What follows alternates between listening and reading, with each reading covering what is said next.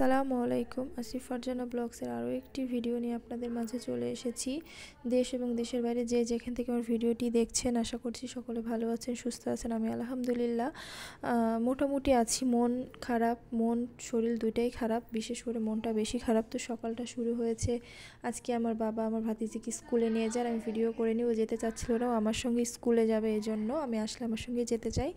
তারপরে দুপুরে আজকে রান্নাবান্না হয়েছে। আম্মু আজকে ইলিশ মাছ রান্না করেছে। বাসায় কাজের মানুষ না, আজকে 1.5 মাস থেকে অসুস্থ, আর সেভাবে কাজের মানুষ খুঁজে পাওয়া যাচ্ছে না। আমার আম্মু আর আমার ভাবির খুব কষ্ট হয়ে যাচ্ছে। ভাবি ঘর টর গোছাচ্ছে, আম্মু রান্নাবান্না করছে, আর আমি এসে থেকে বাচ্চা দুইজনকে নিয়ে আছি, সারাক্ষণ ওদের সাথে সময় কাটাচ্ছি। টুকটাক টুক যে করে দেবো সেটাও করতে পারছি না।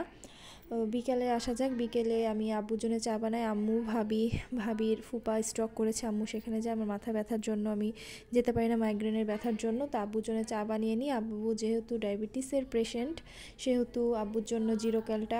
আব্বু দুইজনেই অসুস্থ, আর আমি আদা দিয়ে চা খেয়ে নিলাম, চিনি দিয়ে আলাদা করে। দুজন মিলে আমি চা খাই। চা খাওয়ার পরে আম্মু সন্ধ্যার দিকে নাস্তা নিয়ে আসে। আব্বু মাগরিবে নামাজ পড়তে চলে যায়। আম্মু নাস্তা নিয়ে আসেন, আমি আর আম্মু নিচে যেয়ে নাস্তা নিয়ে আসি। আজকে মন খারাপের দুইটা কারণ হলো, কিছুদিন আগে একটা ব্লগে আমি আপনাদেরকে বলেছিলাম যে আমাদের যে প্রতিবেশী আঙ্কেল অ্যাক্সিডেন্ট করেছে, হসপিটালে ভর্তি, তিনি কিছুক্ষণ আগে মারা গেছে। আর দ্বিতীয়ত হলো, আমার ভিডিও ফার্স্টে যেটা ছাড়ি সেটা হয়তো বা আমার কিছু ভুল থেকে অবশ্য শিক্ষা নেয়। প্রচণ্ড মন খারাপ। নেক্সট ভিডিওতে আপনাদেরকে পুরো ঘটনাটা আমি খুলে বলবো।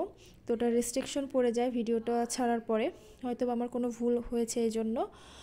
নেক্সট ভিডিওতে আমি অবশ্যই পুরোটা শেয়ার করব। আমার ভিডিওটি ভালো লেগে থাকলে লাইক, কমেন্ট, সাবস্ক্রাইব করবেন, শেয়ার করবেন, আর আমার জন্য দোয়া করবেন যেন আমার চ্যানেলটার কোনো ক্ষতি না হয়। খুব কষ্ট করে এত দূর আসছে চ্যানেলটা নিয়ে, আমার প্রচণ্ডই মন খারাপ যে কোনো কিছুবার হয়ে যাবে না। তো সবাই তো জানেন যে ইউটিউব প্ল্যাটফর্মে এসে কতটা পরিশ্রম করলে এত দূর আসা যায়।